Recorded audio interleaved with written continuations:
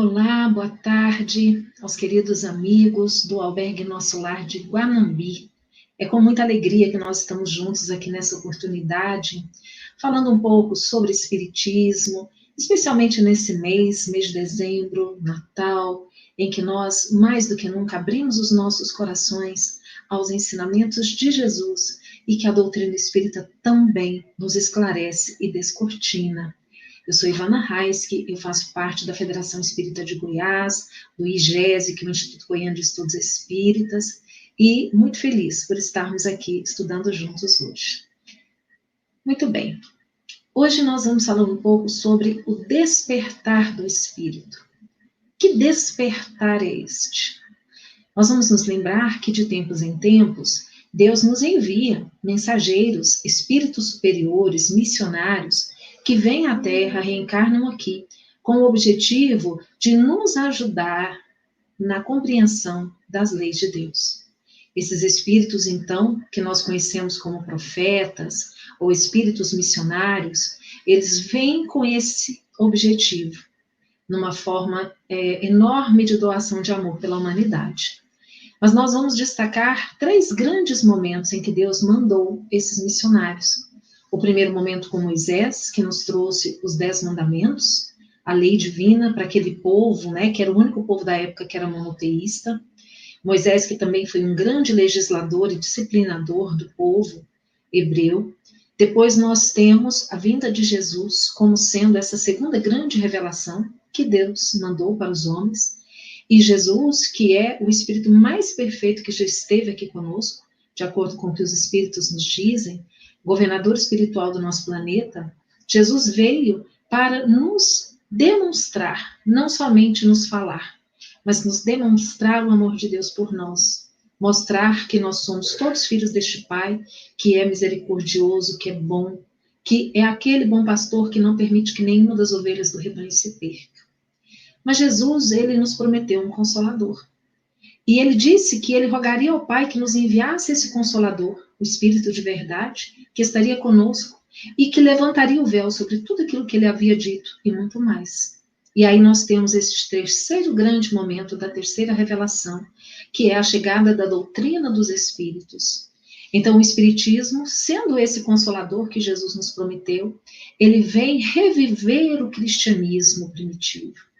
Ele vem reafirmando tudo aquilo que Jesus disse, nos levando a compreendermos melhor os ensinamentos que Jesus nos deixou. E o Espiritismo, que é essa doutrina dos Espíritos, que, portanto, se diferencia das 2 primeiras grandes revelações, pelo fato de que ela não veio por um só mensageiro. A primeira veio por Moisés, a segunda veio por Jesus, e a doutrina espírita é a doutrina dos Espíritos. Então foram muitos espíritos, por meio de muitos médiuns, em lugares diferentes no mundo, trazendo para nós o conhecimento da lei de Deus. E nós vamos encontrar nas obras fundamentais, ou também chamadas obras básicas de Allan Kardec, os fundamentos dessa doutrina. Começando com a publicação de O Livro dos Espíritos, em 18 de abril de 1857, e depois, na sequência, com a publicação de O Livro dos Médiuns, O Evangelho segundo o Espiritismo, O Céu e o Inferno e a Gênese. Essas são as 5 obras do que a gente chama de Pentateuco kardeciano. Mas também outras obras importantes, como a Revista Espírita, a Viagem Espírita, o que é o Espiritismo, obras póstumas, que também nos ajudam a conhecer melhor tanto o codificador quanto a codificação espírita. E nós vamos encontrar, então, nos fundamentos do Espiritismo, no capítulo 3º do Evangelho segundo o Espiritismo, quando fala de que na casa do Pai há muitas moradas. E ali nós encontramos um trecho de um comentário dos Espíritos que dizem, na verdade, um trecho do comentário de Kardec. Do ensino dado pelos Espíritos resulta que muito diferentes umas das outras são as condições dos mundos, quanto ao grau de adiantamento ou de inferioridade de seus habitantes. Jesus nos falava, né, que na casa do Pai há muitas moradas. E quando nós olhamos à noite para um céu estrelado e achamos lindo, nós compreendemos que nós não estamos apenas tendo aquela visão para alegrar a nossa vista.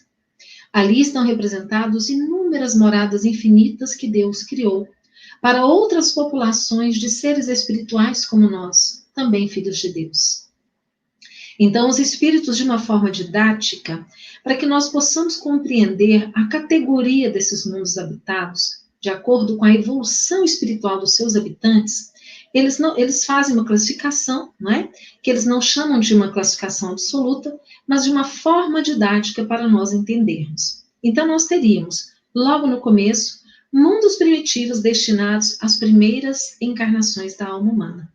E aí nós nos lembramos daqueles mundos e daquele momento em que a Terra viveu com os homens das cavernas, onde o instinto ainda se sobrepõe à razão, o homem ele luta pela sobrevivência, e aos poucos ele vai desenvolvendo a sua inteligência, não é? E vem com o surgimento do fogo, da roda, e tudo aquilo que a gente estuda quando estudamos a pré-história, não é? Do nosso planeta. Mas na sequência, esse mundo ele vai progredindo e se torna um mundo de expiações e provas, que é um tipo de mundo onde o mal domina. Os espíritos nos informam que nós estamos vivendo um momento de transição do nosso planeta Terra, que está deixando de ser um mundo de expiações e provas para se transformar num mundo de regeneração, que é justamente essa sequência evolutiva. Os mundos de regeneração, que os espíritos dizem, nos quais as almas que ainda têm o que expiar, aurem novas forças, repousando das fadigas da luta. Ou seja, ainda existe o mal, mas o bem já começa a se sobressair nos mundos de regeneração. Na sequência, nós temos os mundos ditosos, onde o bem sobrepuja o mal de forma absoluta, até que nós temos, então, já, né, com a perfeição, os mundos celestes ou divinos, que são habitações dos espíritos depurados, onde exclusivamente reina o bem. Então, didaticamente, os espíritos, né, trouxeram essa classificação para que nós pudéssemos até entender em que nível evolutivo nós estamos. Então, nós estamos percebendo que nós estamos, né, em 5 classificações, nós estamos na segunda, ainda estamos menos da metade do caminho, né, desse processo evolutivo.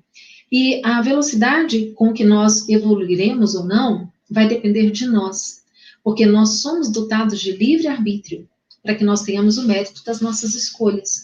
Então, depende de nós se nós evoluiremos mais rapidamente ou mais demoradamente, dependendo das escolhas que nós fizermos, né, nas nossas vidas.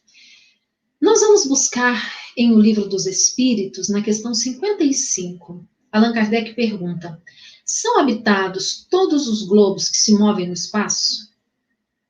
Olha que pergunta interessante. E os espíritos respondem: sim. E o homem terreno está longe de ser, como supõe, o primeiro em inteligência, em bondade e em perfeição. Os espíritos, então, são claros em dizer, não é, que assim como existe esse mundo em que nós habitamos, existem outros inúmeros também habitados, e que nós estamos longe de sermos os melhores e os mais evoluídos. Por aquela classificação dos mundos, nós já sabemos disso, não é mesmo? Então, mais uma vez, a gente tem essa informação de que o nosso mundo está passando, né, por essa fase de transição, e ele vai passar, então, a contar gradativamente com o maior número de espíritos que aqui estarão reencarnando, com esse ideal de fazer o bem, né, de fazer o bem para os outros, de merecer o bem para si próprio. Então, à medida em que essa evolução vai se fazendo, aqueles espíritos mais rebeldes, mais afeiçoados ao mal, eles serão retirados da Terra, reencarnarão em outros mundos inferiores, seguindo no seu processo de evolução, porque, como nós dissemos, Deus não desampara nenhum dos seus filhos, mas aqueles que já têm uma propensão, uma tendência maior para o bem, eles passam a reencarnar na Terra. Então, é fácil nós sabermos, se nós que queremos prosseguir vivendo neste mundo, o que nós devemos fazer para merecermos o paraíso, merecermos herdar essa terra. É justamente trabalharmos na nossa reforma moral, nos tornando pessoas melhores, trabalhando no bem. Esse é o nosso caminho e que Jesus nos ensinou como nós devemos fazê-los, né? Nós vamos encontrar no livro Reencontro com a Vida, da editora Leal, do ano de 2006, uma psicografia de Divaldo Franco, ditado pelo espírito Manuel Filomeno de Miranda. Manuel Filomeno nos diz assim: ampliar as informações sobre a espiritualidade e a erraticidade sobre a lei de causa e efeito é dever de todos aqueles que despertaram para Jesus e a própria consciência, assim contribuindo em favor da humanidade e do seu próximo vencido pelas perturbações psicológicas ampliadas pelas obsessões. Então, na verdade, ele nos diz que quanto mais nós estudamos e nós compreendemos sobre a espiritualidade, sobre o prosseguimento da vida, como é a vida no mundo espiritual, não é? O porquê de nós termos no mundo tantas desigualdades, tantas dores. Quando nós compreendemos isso, fica muito mais fácil para nós despertarmos a nossa consciência para Jesus e buscarmos a nossa transformação, contribuindo assim para que a humanidade, né, seja melhor a cada dia. Agora é importante nós nos lembrarmos que quando nós falamos, né, desse período de transformação, nós não temos que nos preocupar com datas, não é? Quando é que isso vai acontecer realmente? Porque isso aí é um processo. Os espíritos dizem o seguinte, olha, o advento do mundo de regeneração não se dá nem se completa em pouco tempo. Então, gente, é um processo. A nossa visão, muitas vezes, a visão da vida material de uma reencarnação, faz-nos ter essa dificuldade de imaginarmos aquilo que não tem fim, o tempo, a eternidade, a imortalidade. Mas os espíritos falam que não existe pressa. Isso acontece naturalmente, gradativamente. Uma outra orientação, que a transição de planeta de provas e expiações para a regeneração já começou, não padece dúvida. Allan Kardec já fala isso para nós em A Gênese, no capítulo 18. O equívoco é datar, é precisar, é fixar uma época em que tal processo estará concluído. E aí nós vamos nos lembrar numa passagem que está no Evangelho de Mateus, no capítulo 24, versículo 36, que diz: quanto a esse dia e a essa hora ninguém sabe, nem os anjos do céu, nem o Filho do Homem, mas unicamente meu Pai. Jesus se referindo ao fim dos tempos, ou seja, a esse processo de mudança. Então, não nos preocupemos com datas, né? Que nos dizem que será em 2018, 2019, 2012, 2050 e tal. Gente, isso não importa. Nós temos que nos preocupar com a nossa transformação. Porque se nós queremos participar desse processo, nós precisamos começar conosco.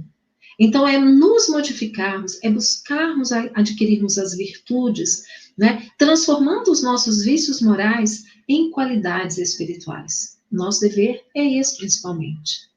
Então, ainda em Mateus, no capítulo 24, versículo 14, Jesus diz: o que se sabe é que quando chegar esse momento, o evangelho do reino será pregado em todo o mundo.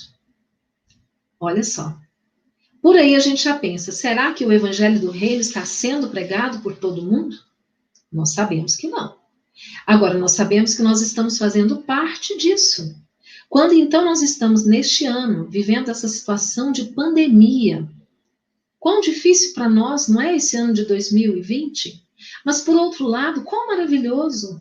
Quantas iniciativas, não somente dos espíritas, mas de outros cristãos, no sentido de colocar à disposição na internet conteúdos de qualidade, que chegam ao mundo inteiro.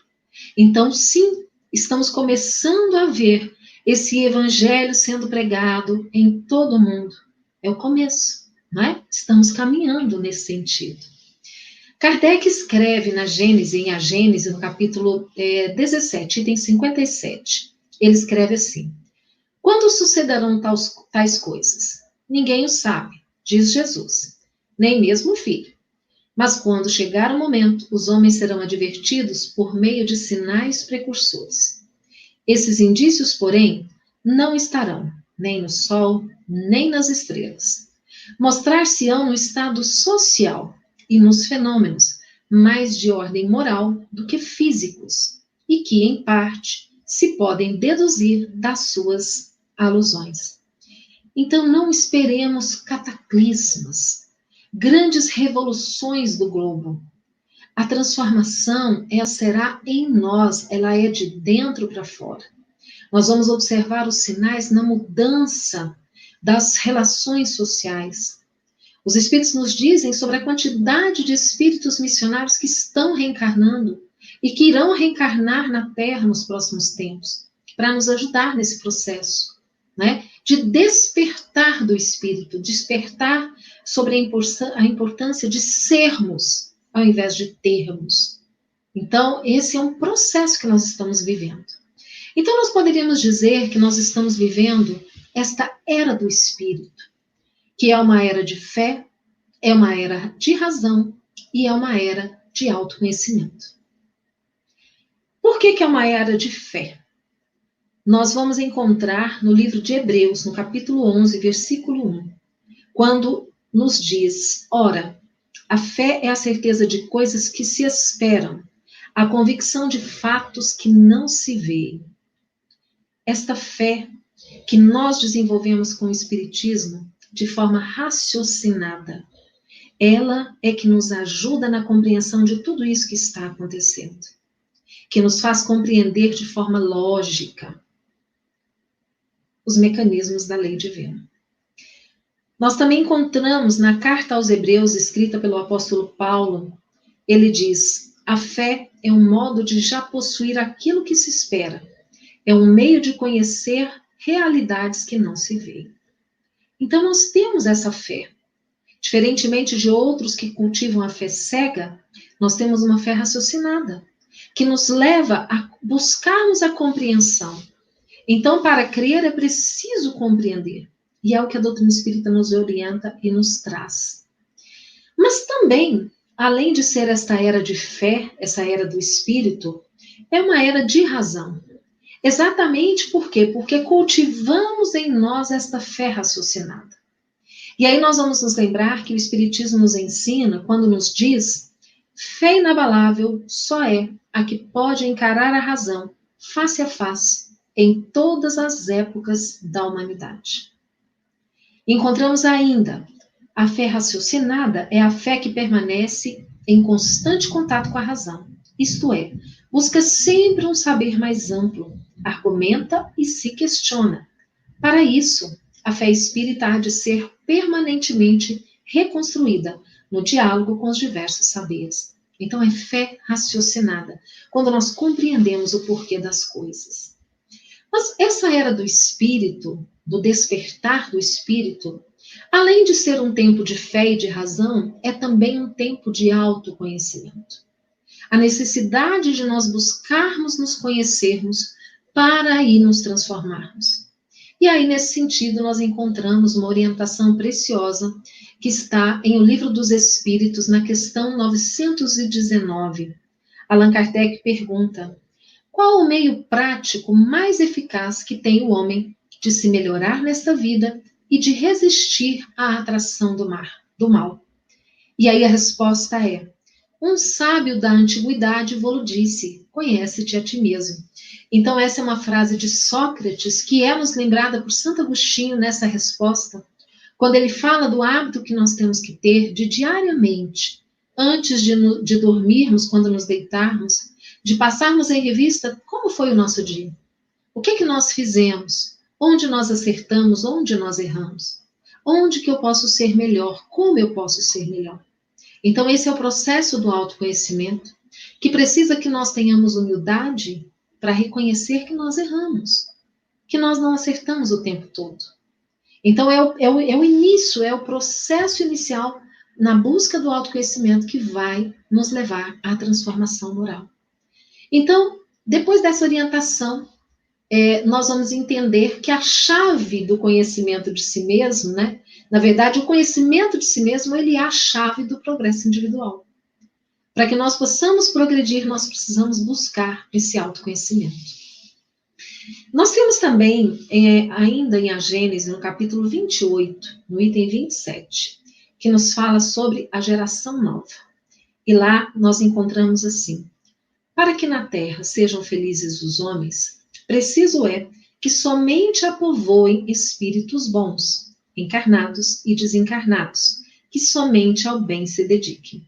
E aí nós voltamos naquilo que já comentamos, né, sobre o exílio, sobre os espíritos que não estiverem mais sintonizados com a frequência espiritual do planeta que está se transformando, eles serão exilados, eles serão convidados a habitar em outros mundos que estarão mais de acordo com o seu nível evolutivo. Então, na verdade, a Terra, ela vai passando por esse processo de transformação que é lento e que a gente vai observando aos poucos na mudança dos hábitos, dos costumes e das pessoas. Exatamente porque o Espiritismo vem justamente nos ajudar neste momento, porque nos revela as leis divinas. Isso é muito bom, nos ajuda, né, na compreensão. Bom, nesse processo, então, nós vamos entender que o amor, ele será o que a gente pode chamar de um grande elixir no combate ao orgulho e ao egoísmo, que, segundo Kardec, são as chagas da humanidade e são entraves à nossa evolução.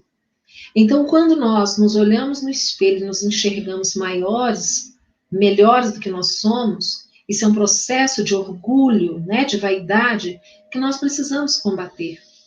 Mas quando a gente pensa em amor, quando a gente fala que o amor é esse elixir, de que amor que nós estamos falando? Se nós formos buscar no dicionário, amor, ele vai ter vários significados, né? Olha, pode significar afeição, compaixão, misericórdia ou ainda inclinação, atração, apetite, paixão, querer bem, satisfação, conquista, desejo, etc.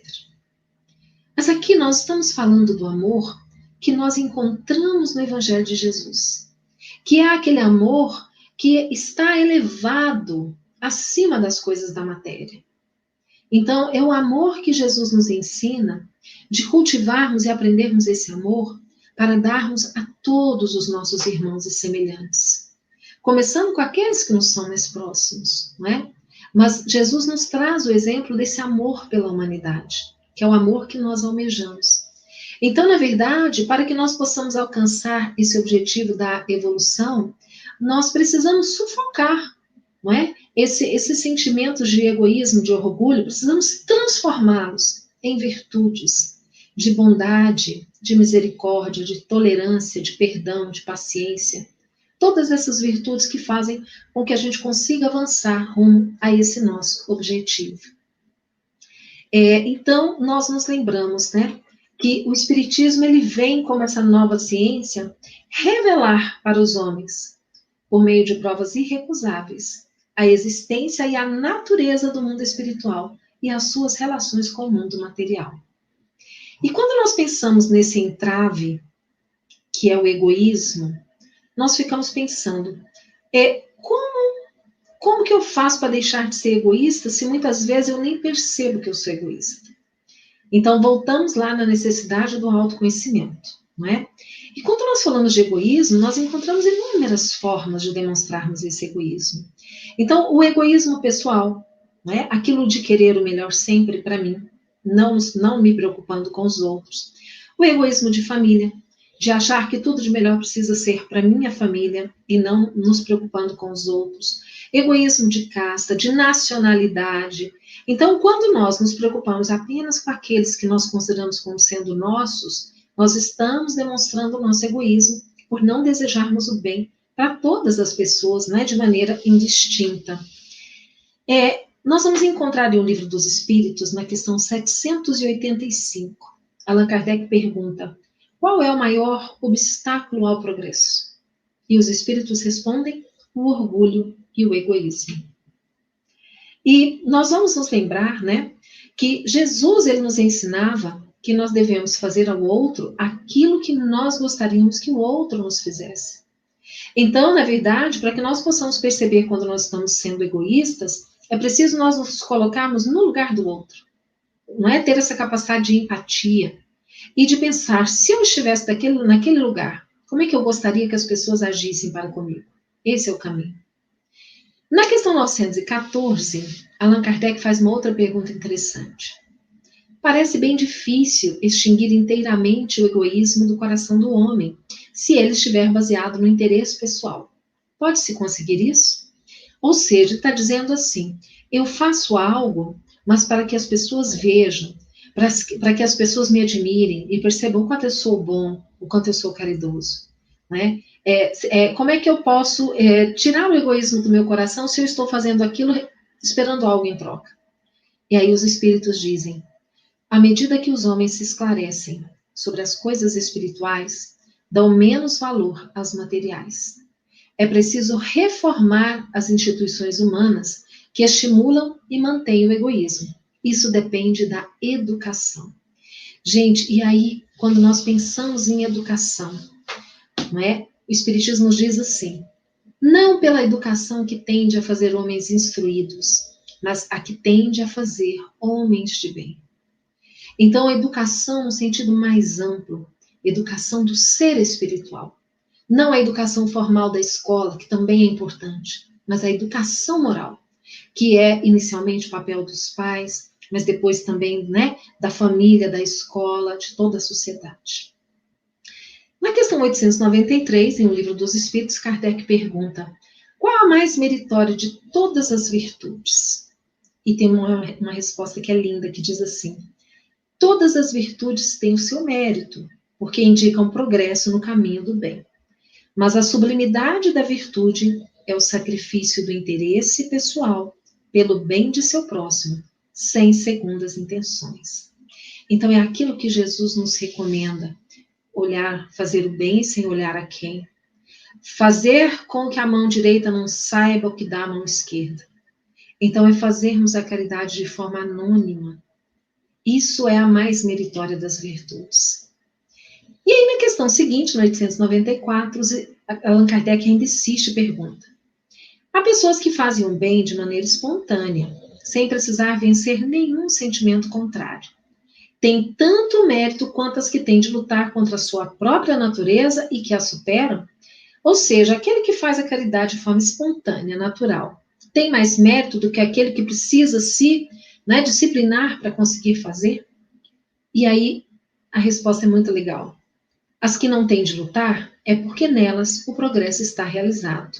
Por isso que é espontâneo. Lutaram antes e venceram. Para estas, os bons sentimentos não custam nenhum esforço e suas ações parecem todas naturais. Para elas, o bem tornou-se um hábito. Ou seja, o bem é algo, um hábito que pode ser adquirido. Né? Nós podemos adquirir o hábito de fazer o bem pelo esforço constante em praticar esse bem. E aí, na sequência das perguntas, na 896, Allan Kardec pergunta sobre aquelas pessoas que parecem ser muito desinteressadas do dinheiro, mas que esbanjam seus bens sem proveito real, para eles próprios ou para a sociedade, se eles terão algum mérito. E aí os espíritos dizem que eles terão mérito do desinteresse, mas não do bem que poderiam fazer. Se o desinteresse é uma virtude, a extravagância é sempre, pelo menos, falta de senso.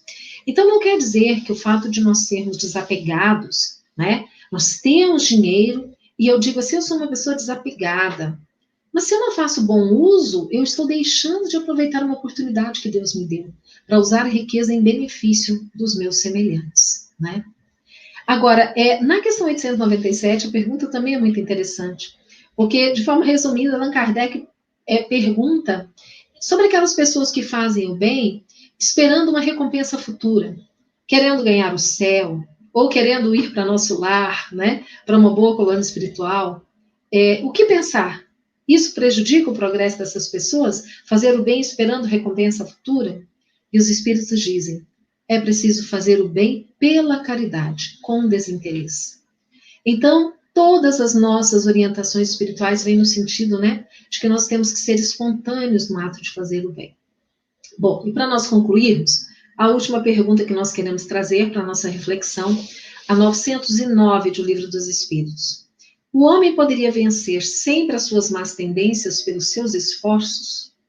E aí os espíritos respondem, sim, e algumas vezes com pouco esforço. É a vontade que lhe falta. Como são poucos dentre vós os que se esforçam. E a 917, qual o meio de destruir o egoísmo?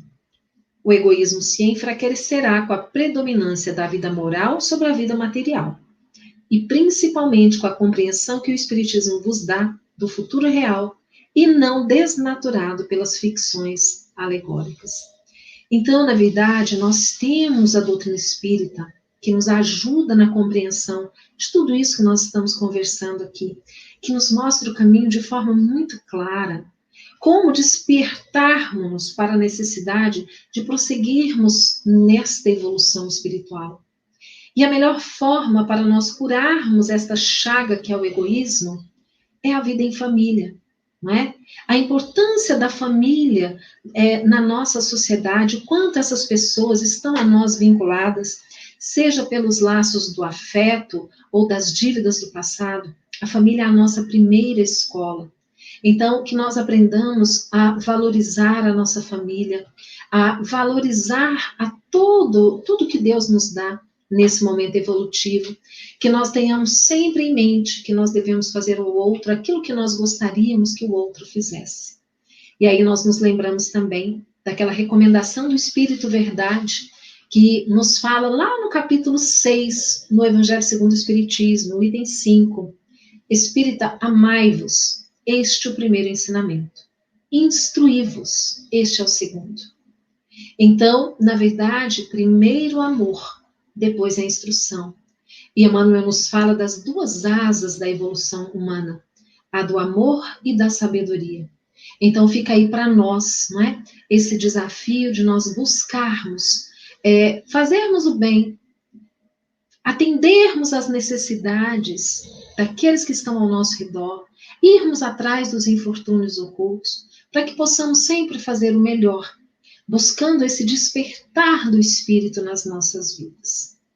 Nós queremos agradecer pela oportunidade, rogar que neste Natal nós tenhamos muita paz, muito amor com as nossas famílias, com aqueles que nos são queridos, lembrando que nós estamos neste ano aí com pandemia, distanciamento social, mas que independentemente de estarmos juntos fisicamente, nós possamos nos conectarmos pelo sentimento de amor, pelas boas vibrações, pelas preces que nós devemos fazer em nosso benefício, em benefício dos nossos entes queridos, em benefício de toda a nossa humanidade.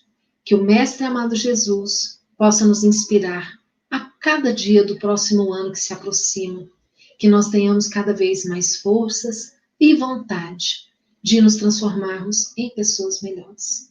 Um grande abraço a todos e que Jesus nos abençoe. Muita paz.